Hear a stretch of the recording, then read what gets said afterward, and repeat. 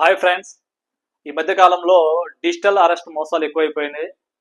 ఎప్పుడు కూడా సిబిఐ కానీ, ఈడీ కానీ, జనరల్గా పోలీస్ డిపార్ట్మెంట్ వాళ్ళు ఎవరు కూడా ఫోన్ చేసేసి నిన్ను అరెస్ట్ చేసేస్తామని చెప్పేసి ఎప్పుడూ కూడా చెప్పరు.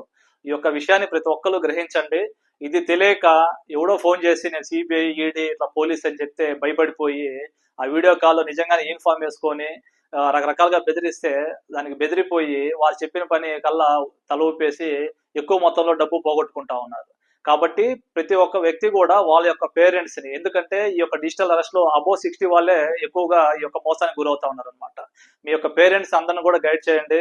ఎందుకంటే వాళ్ళు జాబ్స్ చేసే వాళ్ళైతే రిటైర్మెంట్ సమయంలో వాళ్ళ దగ్గర డబ్బులు ఉంటాయి కాబట్టి అకౌంట్స్ లో ఈ యొక్క మోసాలకు గురయ్యే అవకాశం ఉంటుంది.